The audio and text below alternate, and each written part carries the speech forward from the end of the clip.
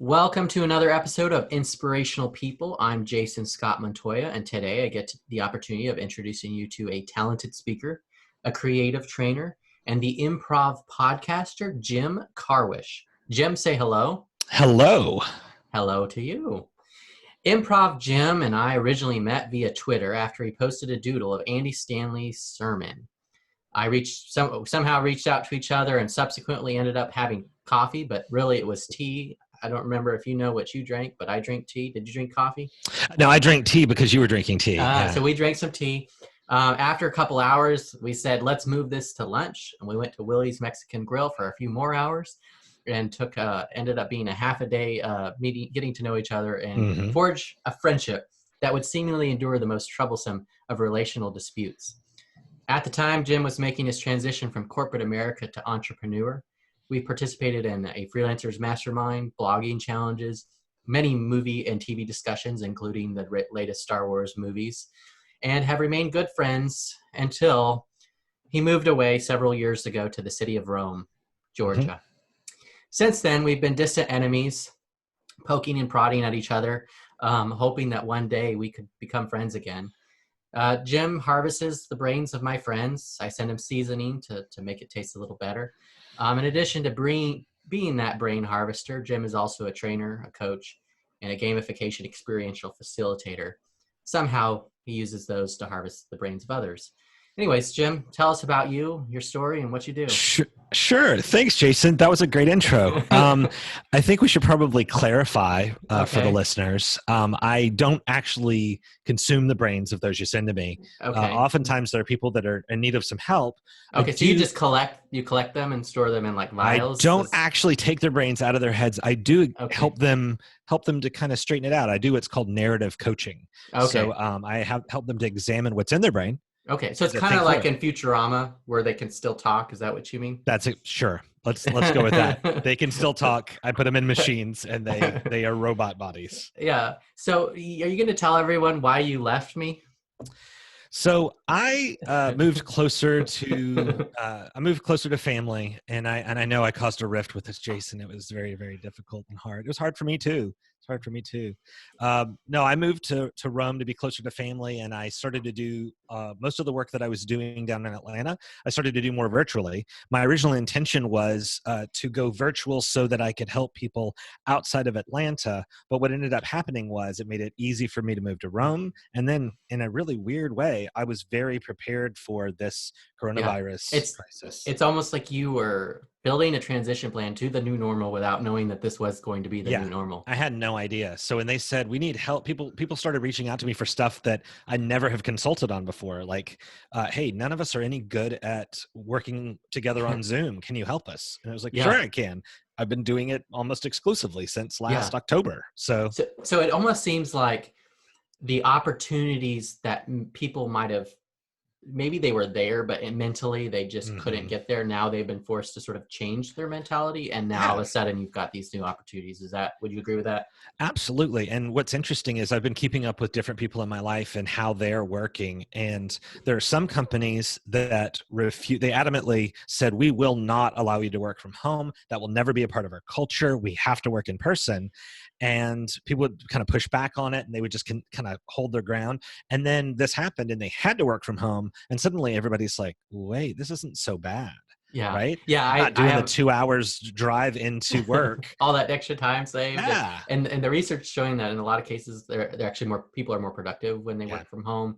But yeah, I have a client, and they wouldn't let people work from home if there was a nuclear fallout, and all of a sudden everyone's working from home. So. My dad is working for a Japanese company as a computer programmer right now, and he's finishing up. He's in his mid-60s. He's finishing up before he retires. And what's really interesting is the Japanese company is sticking to their guns, and they aren't letting people work from home. And it's a very interesting kind of they work for a factory, they manufacture things, and everything just changing around my dad. And, people are wearing masks at work, and they're social distancing, but at the same time, they're using the same bathrooms, and they're, so it's a very confusing thing to stick it out and to stay at work. Yeah. That's interesting. Yeah. And I know some companies that have never stopped going in, Mhm. even before when we had the shelter in place. But before we dive into kind of those ideas and questions, Sure. tell us about you and how you got to where you are today. Well, there's a concept in improvisation called yes and, which Okay. is the acceptance of whatever it is that's happening around you. And so Hmm. when there's an opportunity, and assuming that you actually have the skill sets, you have the talent, whatever is needed to be able to do the thing that there's an opportunity for, Yeah. I've just always been one to just grab it.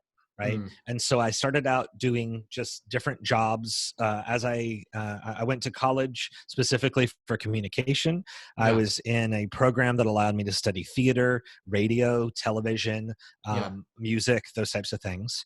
And once I got out, I just kept taking opportunities in kind of almost just a haphazard way of that seems very interesting. It's an opportunity. I don't know where it will lead me. Yeah. And over time, what I found was all of these experiences have kind of combined, like 1 plus 2 takes you to 3, 1, 2, and 3 take you to 4.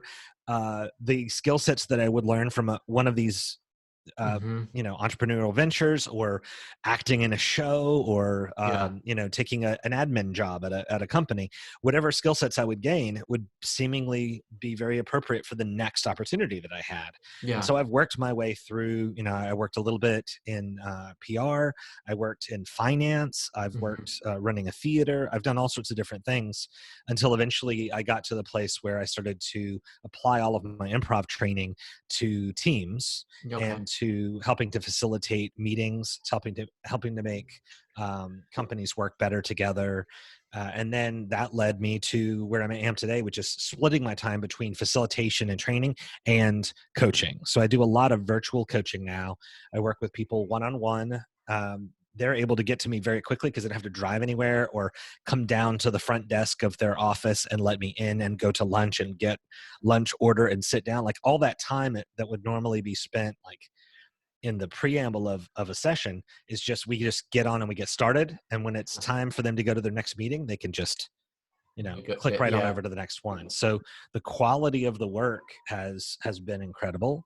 How much people are needing coaching right now is staying up. I worried a bit, of course, as soon as the quarantine hit. I immediately was like, well, I wonder if I'll be the first thing that people say. That's a bit extravagant to have a coach right now. It's a bit of an Yeah. expense. Everybody's Hmm. questioning what's going to happen next. Should I really have one? And it hasn't really affected me. The people that made the choice to stick with coaching Hmm. have Yeah, yeah. if they value it, the value doesn't go away just because. In fact, it could actually enhance it, because it's like Hmm. when we're stressed and emotional and having trouble, it's even harder to have clarity, and thus the value of a coach. Is that Yeah, what I said? Yeah, absolutely. yeah, yeah. So and then I guess how does so you've taken these sort of two disparate things, corporate training or coaching, and then performance and acting Hmm. and improv, and infuse them together to create this Frankenstein, which probably ties into why Yes, you eat brains. So that's tell right. us about That's that. because Frankenstein ate brains. This is Murray It Shelley. was his Okay. son. His son ate Oh, brains. his son ate brains. Cool, cool, cool. All right, that's great. So basically what I've been for most of my life is, in my Enneagram, I am a 2 with a wing Okay. of 3, a little bit of a wing of 3, not a really intense 3. And so I'm a helper. I am really good at listening. I come up alongside people and I figure out where they're at. I listen really carefully. I usually ask them clarifying questions to figure out where it is they're trying to go, unlock things within themselves. And this is something that has been true for pretty much my whole life. It hasn't Yeah. really changed that much. I shift my medium, right? Mm, So in theater and in improv, I was working with people very, very similarly. As a director of theater, I was working similarly. As an improv coach, I was working similarly, just aligning myself with people. Facilitating trainings is yeah. very, very, very much the same. Like, how do I Yeah. align myself with your team? How do I align myself with an individual? How do I ask the right questions? So Yeah. coaching and narrative coaching it really just became a no-brainer, and all I needed was clients. And you kind of had a big influence on that. A few of the people that you sent my way had a big influence on how much of that type of work that I took, because I was keeping a very small portion of my time for coaching. And then we kind of opened that up by you sending me more people. And because I opened it up, it, it opened up wide. And yeah. So now it's more of a larger piece of the pie, and that gives you a diversification of income, which is great. So which is fantastic. So take your expertise of dissecting our brains and tell us about this crisis. So we're in the middle of this unexpected, well, depends on, I guess, where you come from, but for most of us, it was generally off the radar, and then all of a sudden it changed our lives and work dramatically across the board. Yeah. How should we be looking at this? And is there something that improv can help us in terms of how we see the situation and how we adapt? Yeah, I think that's a big part of me being a helper and also being an improviser. Is I've always been very aware of the people that are in the room and how are they feeling, how are they interacting with one another, right? And so I'm the type of guy that if I stop, I'm not paranoid. I'm not the kind of guy that if I stop at a gas station, I think I'm going to get jumped by somebody. But I am the kind of person that would just kind of gaze around as I'm pumping my gas and look and see, like, where are the people and where are they heading and what's going on, and oh, that person's having a bad day. And so when we shifted into this, my awareness became kind of a positive attribute for thinking through, if I'm going to go to the store, what does it mean? So before they even were telling us, here's what social distancing means, right? I was thinking my way through these situations. Well, if we get too close to each other, if we shake hands, if we do these different things. So I think a big part of what improv can do is the acceptance portion, right? In improvisation, we don't quarrel, we don't bicker, we just accept the truth of whatever it is the other person believes, we build on top of it, and we move forward together, lifting each other up. Okay. And I see where people could be very aware of what's going on and they could be very accepting. Many people right now are doing quite the opposite. Either they're fighting against it, demeaning it, saying it's a big hoax, whatever it is.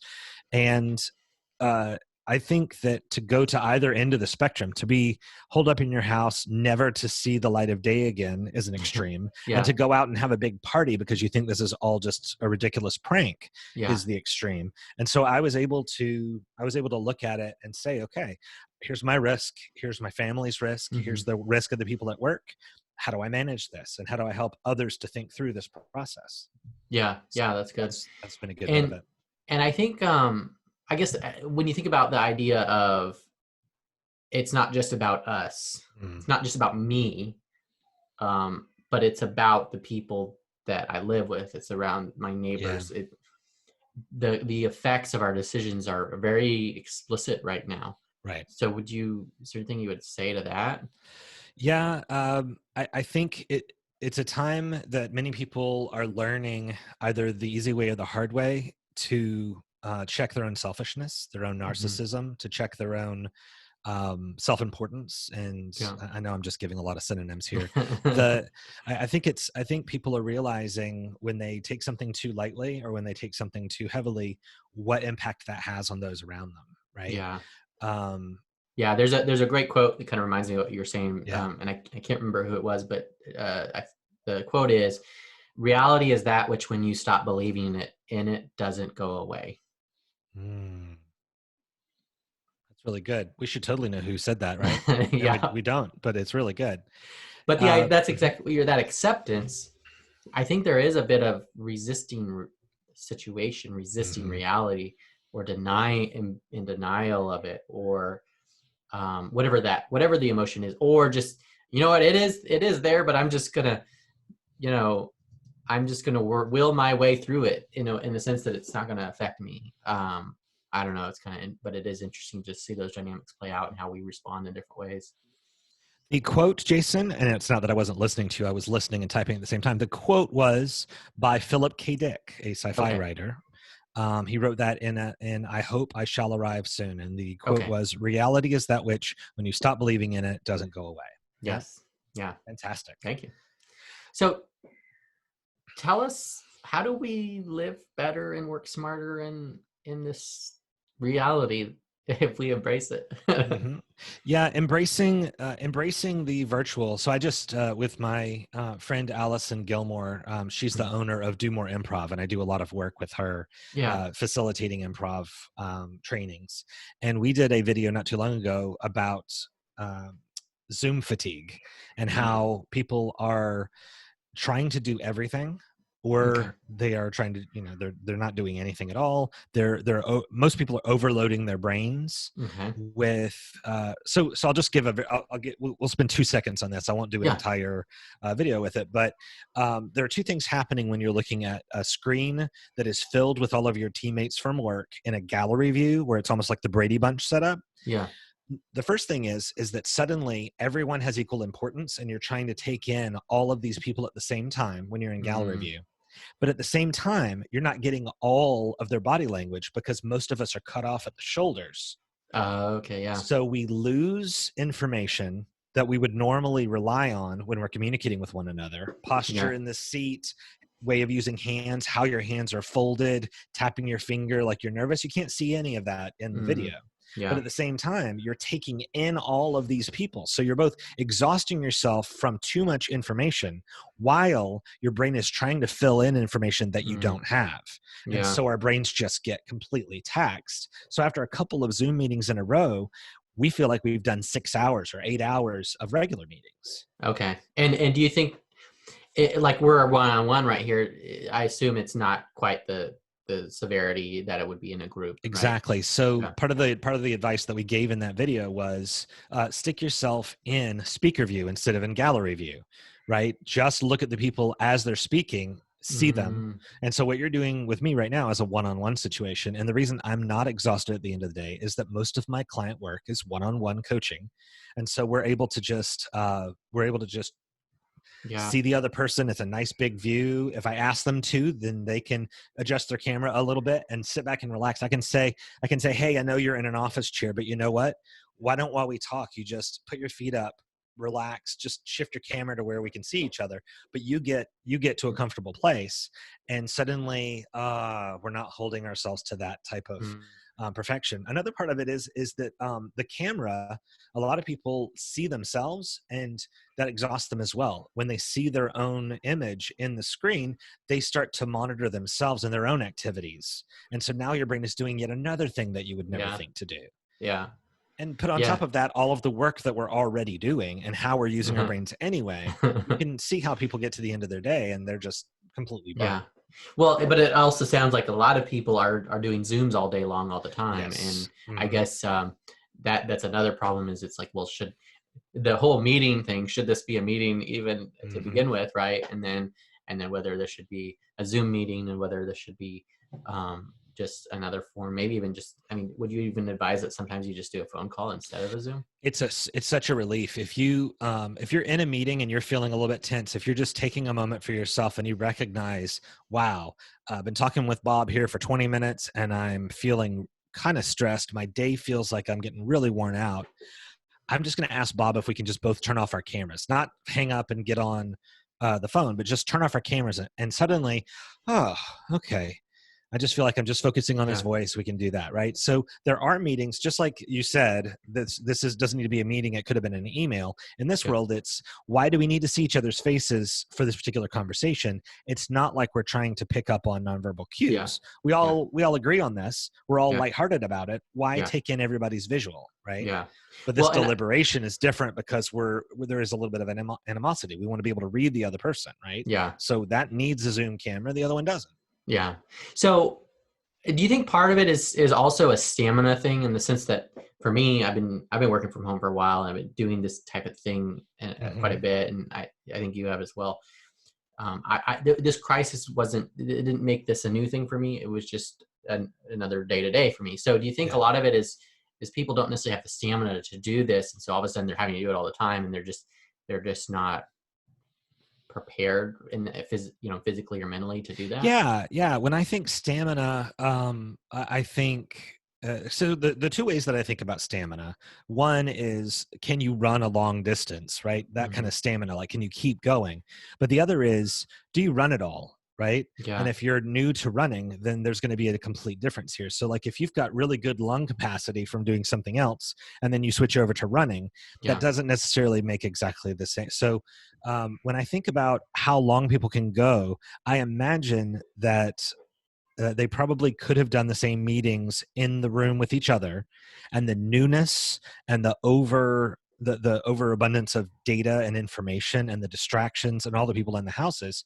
Yeah, I think in that case, yeah, they don't have they're not used to it. They don't have the Mm. stamina to be able Yeah. to run through a full day. Okay. So that was a So, long way to be me working all the way around back to what I should have just said is yes, I agree with you. oh, okay. Well, sounds Yeah. good. Yeah. So that's kind of an idea. That's some insight on how to work smarter. Hmm. What about living better? What does that mean on the personal side of things? One of my favorite things, and I know it seems weird to be talking about favorite things in in a crisis like this, right? Yeah. It's difficult to focus on the positive because you keep being reminded of the negatives, but that's just a part of how I exist. I like to look at Yeah. what I can be grateful for in the existing circumstance. And so I see people who've been hiding from themselves. They've been Mm-hmm. hiding from their Mm. family members. They've been hiding from Like before the crisis or as a yeah, result yeah. of the crisis? No, but before they weren't paying as much attention to their body because they could. What's my health like? What's my sleep pattern like? What's all this like? Well, it doesn't matter. I got to get up. I got to get to work. Right? Go, go, go. And so a lot of people who are home now, who don't have that distraction, um, they're realizing, wow, you know what? I spent an hour today with my kid that I probably wouldn't have normally spent with them. Mm. That was really good for me. It was good for them. I feel less stressed about my interactions with them because I'm actually more used to them. I'm Yeah. I'm more in tune with them. Interesting. Hmm. I'm more accepting of their behavior. So my uh, experience in salvation, my specific story was very similar. I was in South Dakota, and I knew all about Christianity. I knew all about what Yeah. people had said, but I ended up by myself in an attic with the flu in Yeah. winter in South Dakota, in some stranger's house. There was no telephone, there was no TV, there wasn't Mm. anything. And that was when I first appreciated what it was to be just alone Mm. and not have anything else to lean on or to preoccupy your mind with. Yeah. So I see quarantine as being kind of similar. We don't have as many things to go and look at, right? Yeah. And so when the kid is right there, or when your wife is right there, seeing them, listening to them, it's an opportunity. Doesn't mean you're going to take it. You could still Yeah. just do nothing but watch Netflix all day and completely Yeah. ignore your family if you wanted to. But I'm seeing people accepting these opportunities. Some Yeah. of them are unemployed, but instead of Mm. being completely depressed about the unemployment, they have chosen instead to dive into this opportunity with their families and do things that they've Yeah. never done before, or don't do as much as they should. Yeah. Yeah. So on that note, how can we help others? How can we help them to encourage them, to inspire them, whether it is our kids or it is a friend or it is someone that lost their job or it is someone whose business is closed or it Mhm. is someone who's doing really well. How can we help others through this season here? My advice is always to ask really good questions and then Hmm. listen and be really, really attentive. And if you're talking to somebody who's quarantined with you in your house, really be there for them and be open to listening to things that they might not want to bother you with. They wouldn't have brought it up if you hadn't asked. Yeah. A lot of people have a lot of stuff going on in their minds right now, and a lot of fears and a lot of strange types of concerns and irrational what ifs going on in their heads. And if they don't say them out loud, or if they don't have some way to vent that, it can cause you kind of to go stir crazy. Yeah. The same thing with people who are alone. I encourage people right now, think of somebody who's in your life that you haven't, maybe you haven't even considered it, but because of coronavirus and quarantine, they are by themselves almost all the time with no roommates, no anybody. Check in on 'em. Yeah. check in on that person, right? Yeah. Um, And uh, why, what if someone's like, well, why should I do that?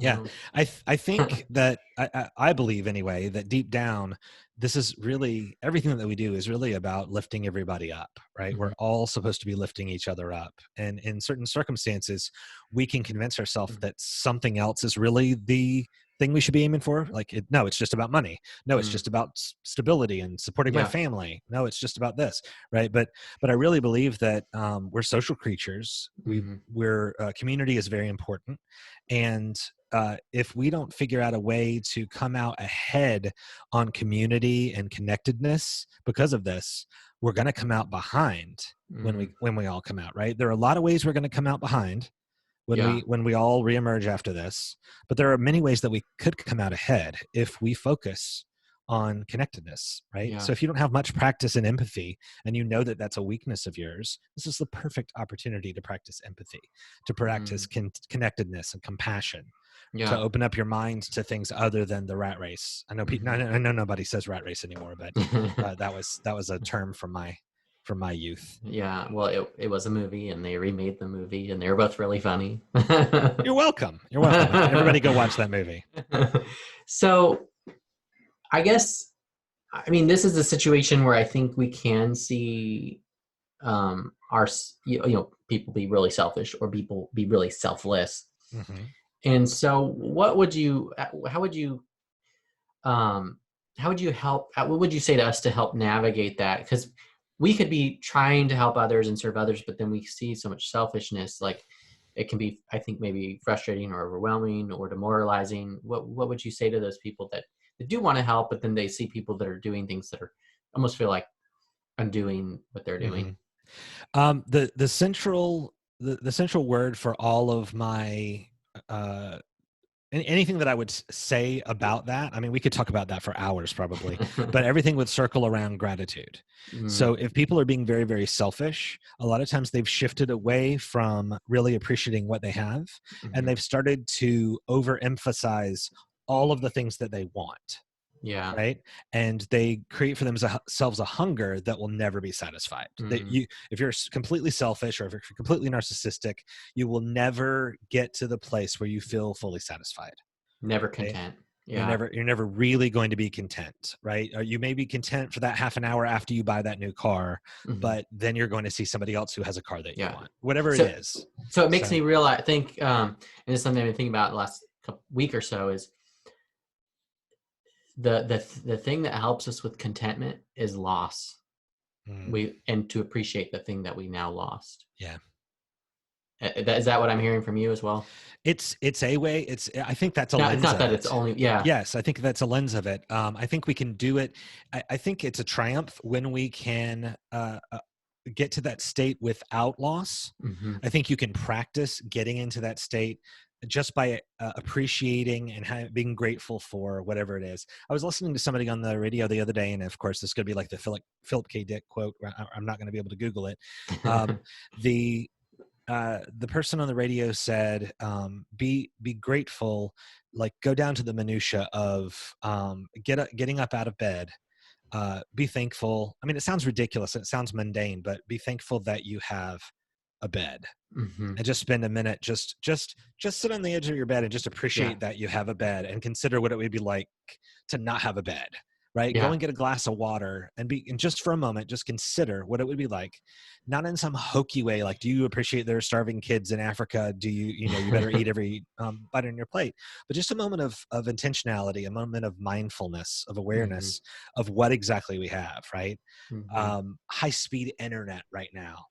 Hmm. Imagine if we did not have high speed internet right now, but we were doing the same type of quarantine. Yeah. If It'd yeah, be a we're talking about whole different game, a whole this would different be world. yeah. I mean, most of the stuff that has gotten um, our ability to still keep things moving forward in this would not have happened, but our connectedness with others, even if it's not perfect connectedness and it exhausts us in different ways, it's still something, Yeah. Yeah. right? Yeah. That's good. So let's shift to talk about stories. Mm, They shape us. Narratives shape how we see the world. We're creatures that love stories, whether it's fiction, nonfiction, movies, TV, books.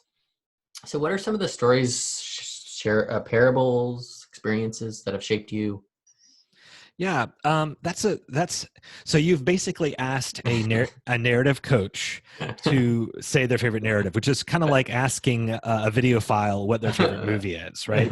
So I see Maybe we everything. just pick one good one. It Yeah, doesn't have to be yeah. the What's a best good one. one? What's a good one? So narratives. I spend most of my day looking at people's narratives, right? And there are so many. Somebody came out the other day with uh, a list of movies from the 80s, and they said you can only pick 3 of these. Hmm. And I looked at those and I saw all of those different stories that were happening through movies, Yeah. and I thought all of those different things have had huge impacts on me, and I would relate to certain characters, and then I would rewatch them again later and I would relate to that character differently. I think right now stories of narratives of hope are especially powerful to me right now. Hmm. And narratives of so for instance, Star Trek: The Next Generation is something that Jean-Luc Picard, all the geeks out there can understand this, and everybody else will go, oh great, he's going to talk about Star Trek now. But The Next Generation was about a place that we had gotten as humans, where we had eliminated famine, we had we'd eliminated hunger, we'd eliminated all these things, and people were living in balance. And Yeah. then they were seeking out other races in the world, and with an attempt to create balance with those other Yeah. people. Yeah. And I feel like right now, looking at all of these people and saying, in my life, in my daily life, am I looking to seek this type of balance with the people that are around me? Yeah. And narratives are so easy to create for us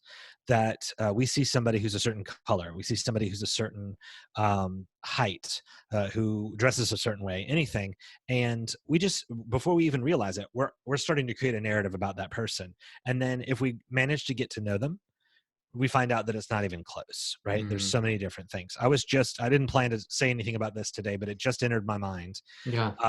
I was at the gas station the other day, or maybe it was even just yesterday, and there was a car. I live in a small city, Rome, Georgia, and I look behind me, and there are 3 people that I would probably say were in the good old boy Southern kind of Yeah. family. Like, they were enjoying the weather, they were gonna go on a picnic or whatever, but they were all kind of in that kind of Southern charm. But there was one person who was in the car that was dressed head to toe almost like a gang member, with gang paraphernalia on, and different things, that he looked like he was ripped right out of a movie and Yeah. set right in the middle of this. And he was getting in the car with them, and he sat down, and all of them are just talking with each other. And of course, I'm pumping gas, and I'm doing this scanning of just looking around at everybody. And he pulls out a gun, and he's kind of just holding it around like this. And all of the people are facing the other way. All the people, and this is too long a story, they're all looking at me, and he's looking at them, so he can't see what's going on. And they immediately assume my narrative is they're being kidnapped. Mm. Right? And they're like, they're rolling their windows down, and they're going, he's fine. He looks like a thug, but he's fine, this and that. And all I'm doing is going, how interesting is this, that this is a group of people that want to hang out with each other. Yeah. So they're panicking for me. They're thinking I'm about to call the cops, right? Mm. Because anyone who saw 3 people in a car and somebody else has a gun and they don't look like them, this is a bad situation. Yeah. And they were like, no, we're fine. We're fine. And I was like, okay, no problem. And then the guy turns around and he starts to talk to me, and he's trying to reassure me. And I'm like, I'm fine, actually. This is cool. What I'm looking at, I think this is cool. And he starts to go even further. Like, he's pulling out his permit to have the gun, and he's telling me a story about whatever. And so they believe that in their own heads, this is so unusual, this is going to end in tragedy, because Yeah. I looked at them while he was flashing his gun around. Yeah. So I say that narratives go both ways, right? There are narratives that Mm. we see that inspire us, and there are also narratives that we use to kind of put things in boxes, and it helps us to not appreciate the real situation that really is going on, Mm. right? The narrative tells us what's happening versus us listening to what's happening and then shaping the narrative. And then shaping the narrative. Exactly. Yeah. To Right. reflect it. So how does that apply to this crisis that we're in? How can we sort of extract that and understand the narratives that are affecting us and participate in making them more tied to reality. So let me see if this answers the question. If it doesn't, we'll go another route. My wife was out waiting to be able to pick up some strawberries from a strawberry farm that's not too far from here. Mm-hmm. And she has rolled down her window so that she can just get some fresh air. It's a really nice day. And there's a woman who's maybe 20 feet off. She can hear her very clearly, but the woman has rolled her window down and is shouting out of her window about the fact that people are not social distancing enough and they aren't wearing masks. Mm-hmm. And they're getting out of their cars when they shouldn't. Mm-hmm. And my wife is going, oh, this is interesting. And so she's looking around to see what's happening. And then the woman gets out of her car. Yeah. And she's still shouting, nobody's, everybody's getting out of their cars. Nobody has masks on. The woman doesn't have a mask on. Right. So she's seeing this world where everyone is doing the wrong thing without reflecting on whether or not she's doing the right or wrong thing by her own. Like, she's created the narrative that people are not being responsible during the time that she herself was not, by her own definition, being responsible. And there wasn't anybody pointing at her saying, well, you're not doing it either. But that was her view. Her view was, I'm not worried about me. I'm fine. It's all you people that I'm worried about who aren't following the rules. Right. Yeah. And so then by the time that she was done, the woman wanted to commiserate with my wife about the fact that nobody was social distancing by walking up to her open window and getting right in her face to talk to her about it. So she then was breaking the social distance, and Mary was just boggled at the fact that the woman did not have her own self-awareness to be able to recognize that she's criticizing everybody else, right? So the easiest thing for me right now is to say the narrative is that we're all people. We're all in the, as cheesy as it is, and as many times as we hear it, it could be a drinking game. We're all in this together. We hear it so much, or, in these uncertain times. But to think about, we are all the same, right? The amount of melatonin in your skin or the place that you grew up does not make you that different right now. Yeah. And we can take it as an opportunity to just recognize, yep, we all could get killed by the same thing, right? We could all suffer very badly. We could all lose family members. We could all lose money and not have food to eat. All of these things could happen to any of us at any time. And that's true all the time, but we lose sight of it. We get into other narratives that allow us to think about other stuff, right? So right now, and of course, there are people that are skeptics and say, we aren't going to change. Human nature's not going to change. As soon as this is over, people will just go right back to the way they were.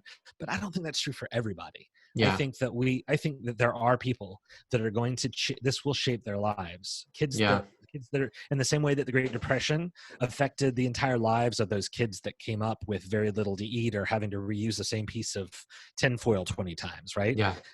It shaped them. And I think that this will shape people in a positive way if we let it.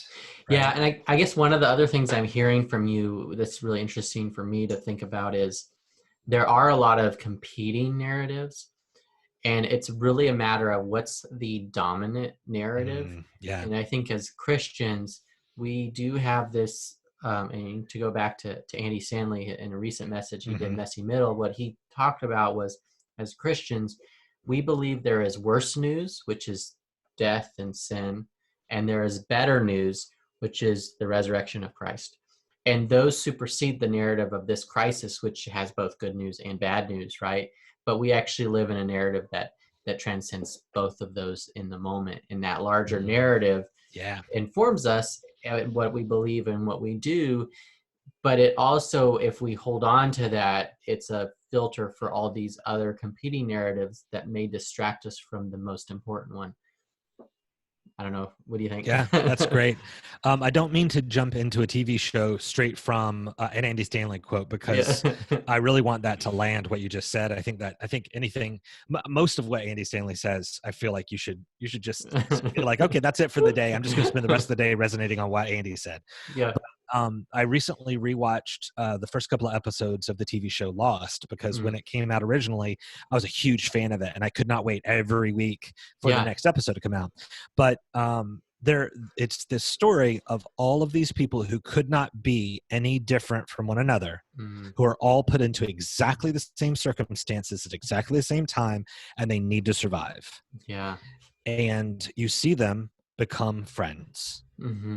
And if all of those same people were just, meeting on the street or whatever, yeah, their past almost didn't matter anymore. It it was didn't. starting over in a sense. Yeah. And when people found out about each other's past during the show, there was not oh, well, you have a past, and so therefore I abandon you. It's still vital that we work together, right? This is Yeah. still vital. We are vital to Mm-hmm. each other.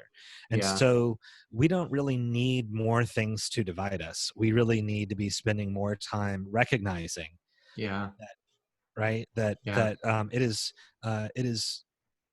this circumstance, this terrible circumstance that we're all in together, Mm-hmm. is another example that we're all unified, right? Yeah. We can all work together, and then we can alternatively choose to be selfish or petty or um, greedy or competitive for no reason, right? Mm-hmm. And cause pain instead of causing all of us to move forward together. So I think right now, anybody who is listening to this and anybody who is a follower of Jason Montori, I think uh, all of your work is always about gaining clarity, seeing what types of narratives there are, seeing what types of gaps that you're missing, Mm-hmm. and then planning for those and Yeah. working towards those things.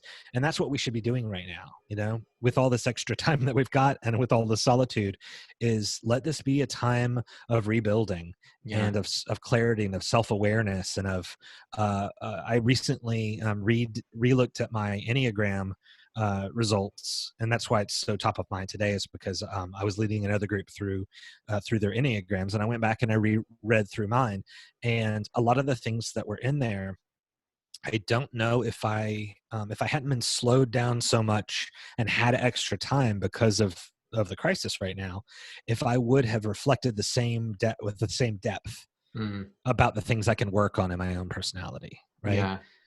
And so when it hit me, it was like, oh wow, this feels even deeper than when I read it the first time, Yeah. because life is different right now, and Mm-hmm. focus is different, and clarity is different.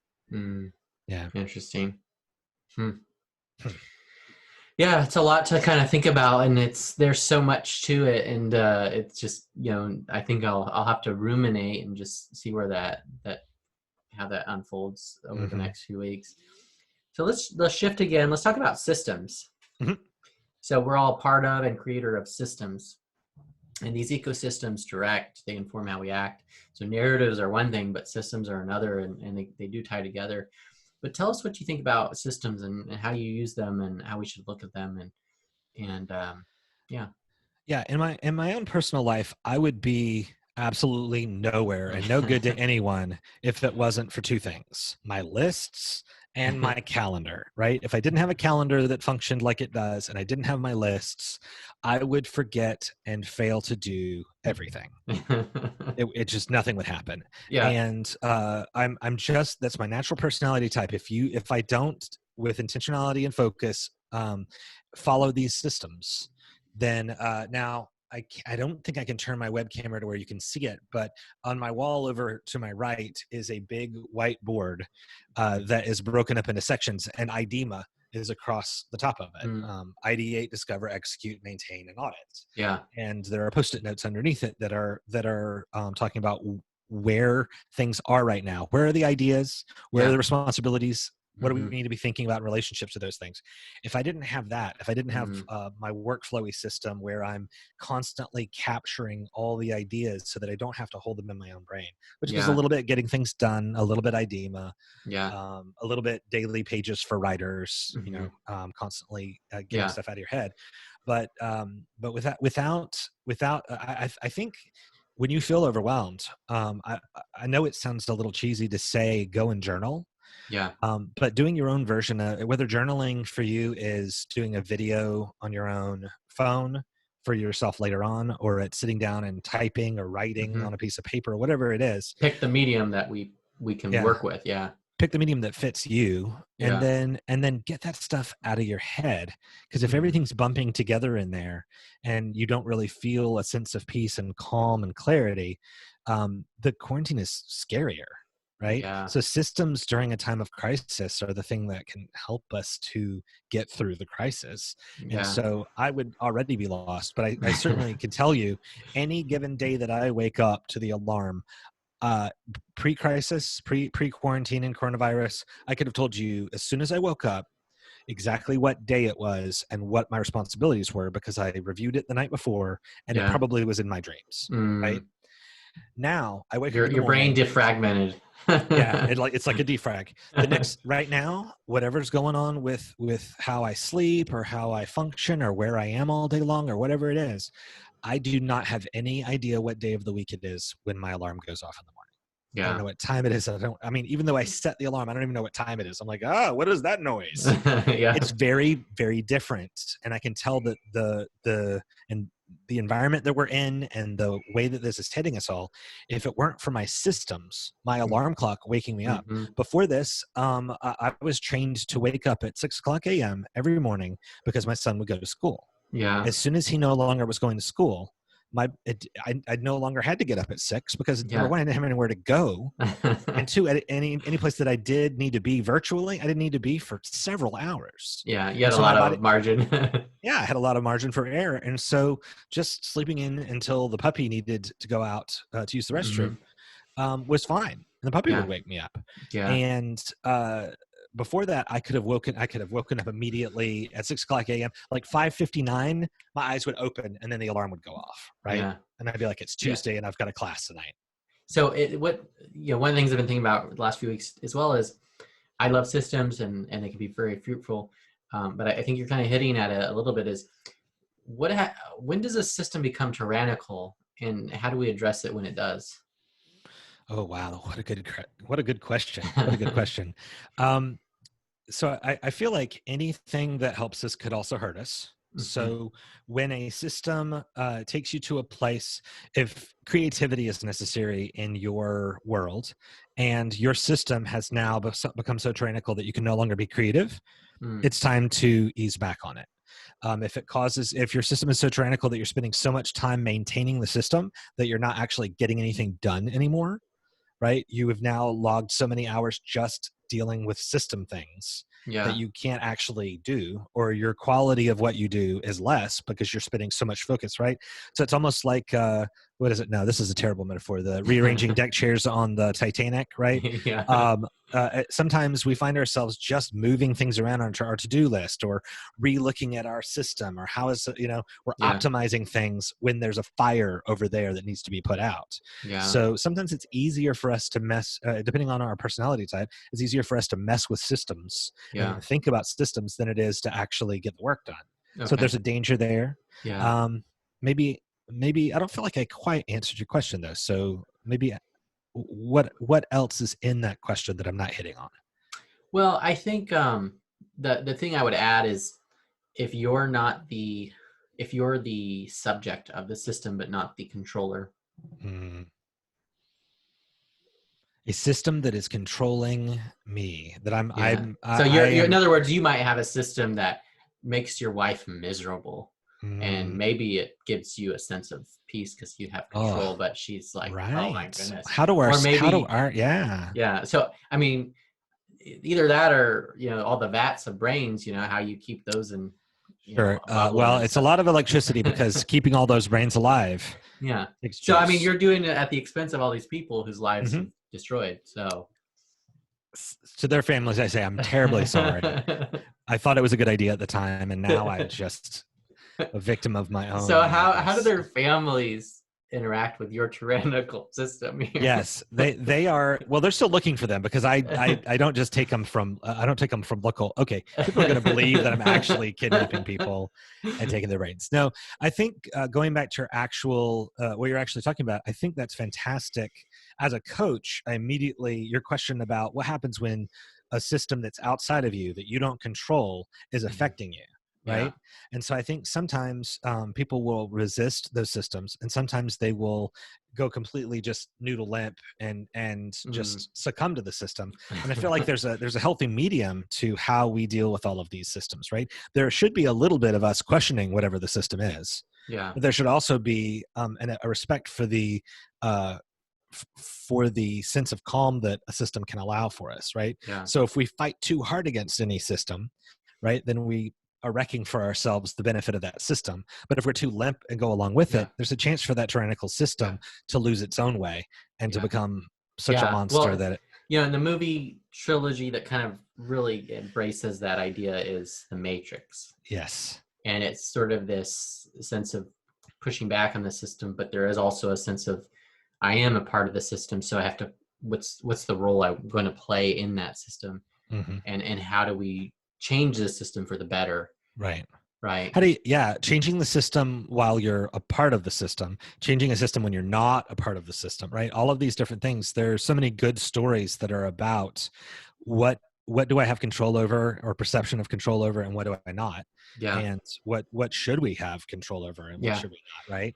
And so that kind of reminds me, I wrote an article for Relevant Magazine a couple months ago, and the idea was that Christianity changed the Roman Empire. It changed the That was systems a good from the article. inside out.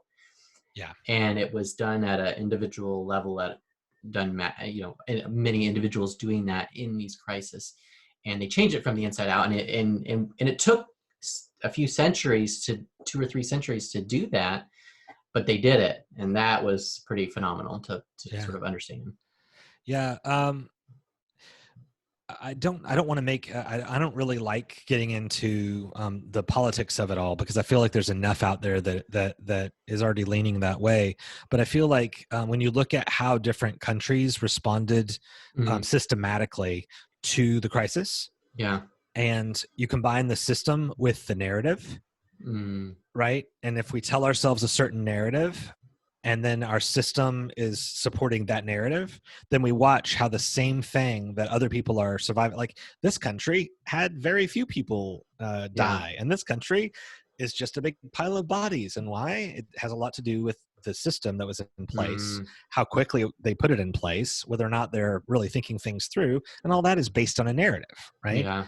So I think that if the system isn't taking care of you, then there should be pushback, right? There should be, and right? we're probably responding differently based on how it is affecting us in Yes. negative or positive ways, and health and economic and so on and so forth. So I mean, here we are. We find ourselves in this really rough situation. Life can just be hard. It can be challenging. It can be also prosperous and joyful and wonderful.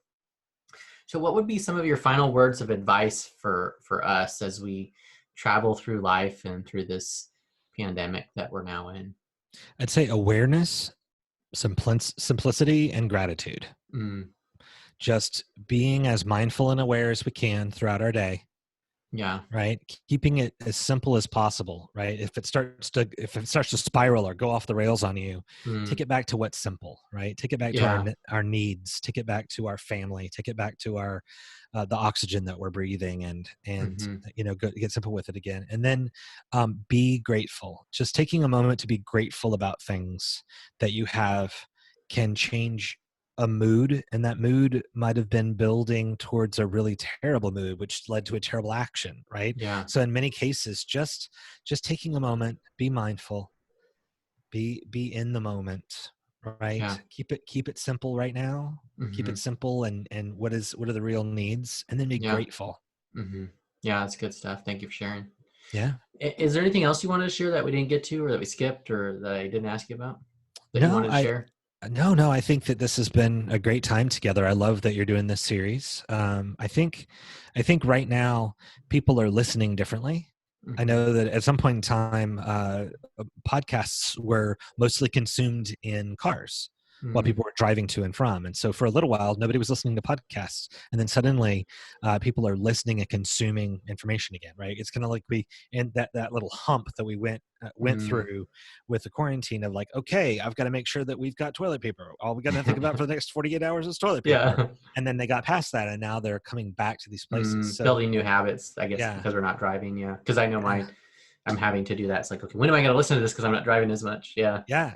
And I think people are picking up different ways to take time for the things that we care about.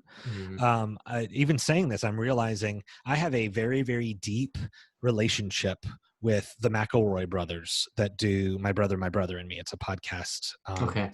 It's a fake advice show, and these guys are hilarious. Now, the relationship they have with them is completely one-sided. They don't know who I am. We've never met. But they were such a part of my day-to-day for so long. I mean, it's one of the longest running podcasts that are out there. And I just realized, as you said, as we were talking about this just now, that I feel like I've betrayed them somehow, and that I haven't found the time to listen to their podcast. Such an interesting idea to pop in. They don't know. They don't care. Yeah. Right? I'm one number, but isn't, it's a part of our life that we didn't really notice is suddenly gone. And when we recognize it, Yeah. And I guess on a similar note, Ravi Zacharias recently just passed away, and he, how did I miss that news? When did Ravi pass away? This week. I did not hear that. Yeah. So I'm sorry to be the bearer of bad news, but it's sad. And to that same point, it's like he was so transformative in my journey. I probably listened to several hundred hours of his stuff. And he doesn't know me in any way, but he's had an immense impact on me that will have, a ripple effect in my life and in the lives of those that I affect. And it's just, it's unknowable because of how much of the transformation he had. And so this person that I've never met, but because of the way that he's influenced me through resources and technology, has just been profound. Yeah. Wow. Okay. Yeah. So I guess anything else? Any other anything else hiding in that brain of yours that always we should start harvesting? I'm dangerous, Jason. I think you and I are both dangerous because we think so much and we're so easily outspoken about things. We could go on for hours and hours and hours. So yes, there are so many things, but I really do think keeping it simple right now is probably I do like that. And this could be a time to audit, to kind of go, okay, where can I actually make things simpler than I've overcomplicated. So tell us about, where are you at? How can people connect with you if they're interested in working with you? What does that mean? Let's give us the lowdown and where, if they're interested in sort of volunteering for you to harvest their brains. Right. If where do they go? Want me to take their brain out of it. So Do More Improv is the best place to find me because .com. Yes. So that's DUMORE improv.com. Okay. That's where Allison, my friend's business is, and that's where I do a majority of my work. Okay. It's through that. You can also go to jimkarwisch.com, which I won't even try and spell. We can maybe put it in the description link, or something like that. Yeah, just put the link down there. And does that have links to your podcasts and your and there's also improvinaction.com, which is all content. It's all just podcasts and articles and workshops, but they're all just related to improvisation. That's not an actual like moneymaker website. That is just putting things out there for the betterment of others. And then social media, what are you doing there? Right now I've been really chilling with social media just because I'm keeping things simple. Yeah. A lot of people breaking out in fights and that kind of stuff. So I've been keeping it kind of simple. So I would probably say, are you just like doing real fights in the street? Is that kind of what you're trying to say? Because how else are you going to get their brain? You got to knock them out because they won't let you take the brain out of their head, Jason. I don't know if you know. So should we tell everyone about your fight club in Rome, Georgia? That's right. My fight club that leads to harvesting brains. Now, if someone is interested in working with you or Do More Improv, how do they know if they're a good fit for you? That's the first thing that I do when I work with people. Is my first assumption in a discovery call is that I'm skeptical. I'm skeptical that I'm going to be the right person to help this person. And I do that because sales would be the easiest way to go, right?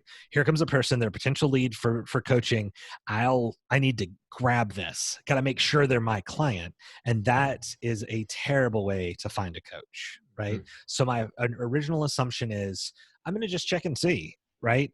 They're a good fit for me if it's harder for them to explain why they're not getting to the place that they want to get, or what exactly, right? Maybe they're not feeling enough clarity. Maybe their own narrative is getting in their way a little bit, or their belief in themselves, their confidence. Yeah. Something is making it hard for them, and they're trying to get over that inertia, or they're trying to move forward. We might be a good fit. Okay. People that that enjoy a sense of humor and enjoy levity within difficult circumstances often like to work with me. It's because I like to. I think it's great if you end up crying about something within the same 5 minutes. If you're laughing about something too, there's a feeling of transcendence and hope and Yeah, that's good. Future. Cool. Yeah. Well, thank you so much for sharing everything and sharing your life with us today. You're welcome, and thank you for making this possible. I appreciate it. I listen to these, and I'm looking forward to all the cool stuff that you're doing. And what books 3, 4, 5, 6, right? Jason Montoya's books. Just I'm taking a break from writing this year, but but yeah, there's more on the horizon. So before I turn around, I'm sure there will be 6 or 7. Yeah, quickly, right? So quickly. All right. Well, thank you so much. Yeah, it's been great. All right, see ya.